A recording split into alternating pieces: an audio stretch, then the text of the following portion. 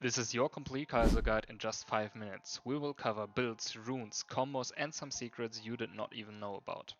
I'm a challenger player with over 1100 LP and a full-time pro player, and I will show you exactly what you need to master Kaisa. Item builds. The first item option is to go on hit into AP. After getting Nashers and having triple evolve, you can go for different AP items.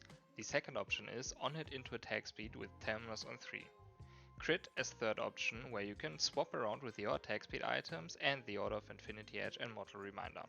And as last option, but only in really rare cases, we have full AP Kaisa with the WMAX poke playstyle.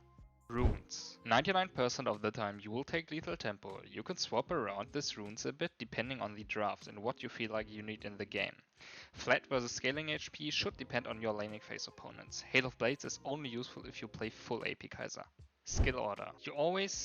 You almost always max Q first, then E, then W. Ult always when you can skill it. In rare cases, if you feel like you can't auto that much, you can go W second. If you play full AP, you can think about going 3 points or 5 points into Q and then max W.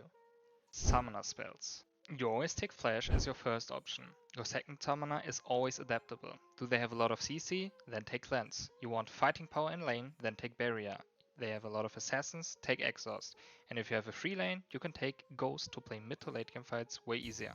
ADC matchups. With Kaisa, there are only a few really hard ADC matchups and only a few good ones. For example, she's really good into Jhin and Ezreal and has a really hard time laning against champions like Ashe, Kog'Maw, Nilah. That is because it depends a lot on the support pairing, and Kaisa is basically always playable because you will always find a way to be useful. Support synergies. Best case, you always want to have N-Gage on support, like Nautilus or Leona or someone that can CC, because your passive works with CC, so it's easier to proc it. It can also be fine to have a Lulu, for example, or any other enchanter if you play against a free lane like Braum blind pick and you don't want to pick N-Gage into it.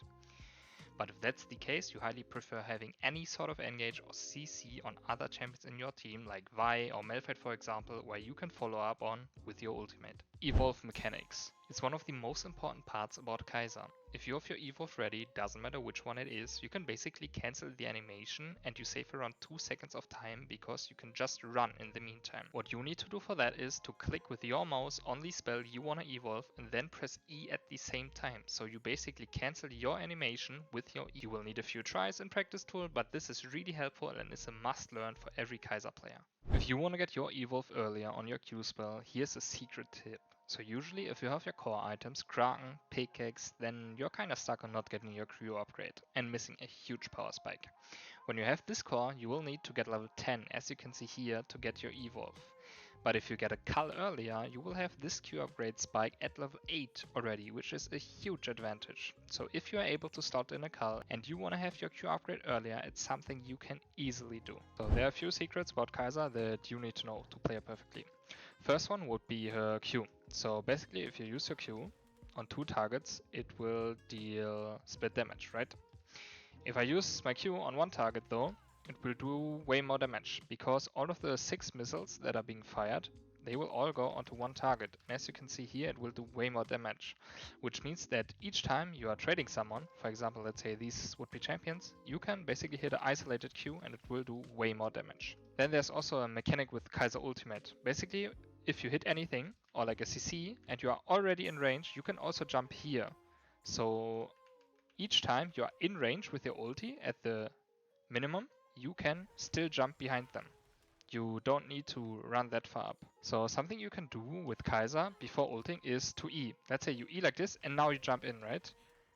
It's really good to do if you only want to benefit from the attack speed of your E and don't want to lose DPS. What you can also do is do the invincible jump, which means you ulti and then you E, right? Then it's really hard to spot you, for example. And the last important mechanic is your auto tag reset on your ult. So if you would auto, ult, auto, it will go out immediately and then it looks like this. Auto, ult, auto, right? You see, I've done immediately 2 auto tags. Auto, ult, auto. If you found this helpful, feel free to leave a like and a follow, and I wish you a nice day. Bye bye.